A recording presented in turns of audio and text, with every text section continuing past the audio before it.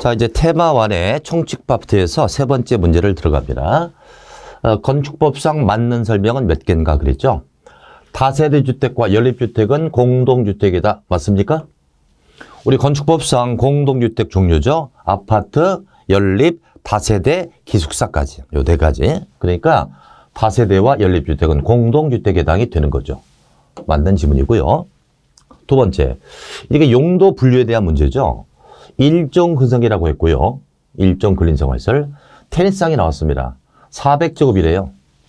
아주 쉽게 풀 수가 있죠. 공 갖고 논다. 공 갖고 노는 게 여러 가지가 있죠. 탁구, 당구, 볼링, 테니스 여러 가지가 있습니다. 근데 그 공이 내 몸에 맞아도 아프지를 않아. 피해가 가장 적은 게 뭐야? 탁구지.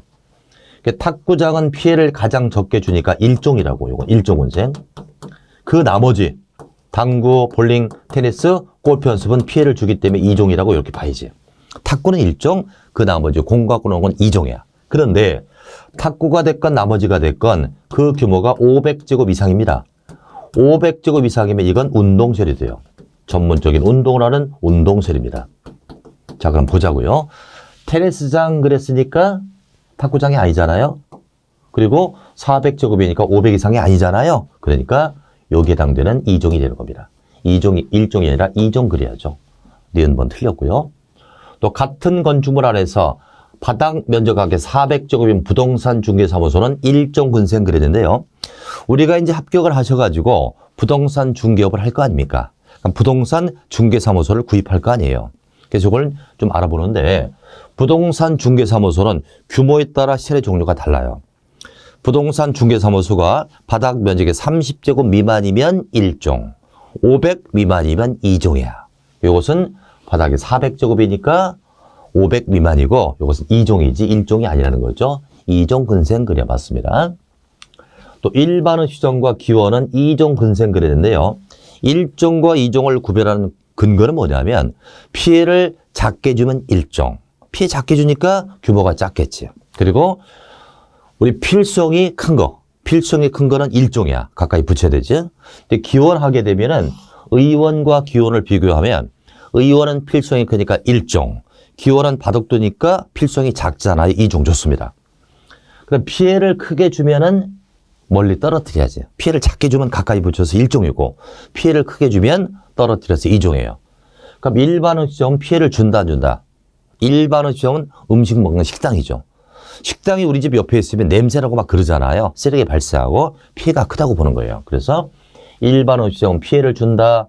기원은 필성이 떨어지니까 2종 근생 맞는 지문이죠. 미운 번. 이건 건축법이 전부 적용된다라고 했었죠. 자, 모든 지역에 건축법이 모두 적용되는 건 아닙니다. 우리 법에 딱 정해져 있죠. 건축법이 전부 적용되는 지역은 도시적. 또 비도시 지역의 지구단위 계구역. 비도시의 지구단위 계구역. 그리고 동 또는 읍이야. 동 또는 읍이 섬에 있을 수가 있잖아요. 섬에 있다면 500인 이상일 때, 이럴 때 전면 적용입니다. 요 딱 세 지역이란 말이야. 이 세 지역은 건축법이 모두 적용되는데 이유는 건축법의 목적은 위해를 방지하자. 위해를 막고 안전한 건물을 지자는 거죠. 따라서 사람이 많은 곳은 안전한 건물이 있어야 되니까 건축법 모두 적용이죠. 토시적이란 말이에요. 사람이 많고요.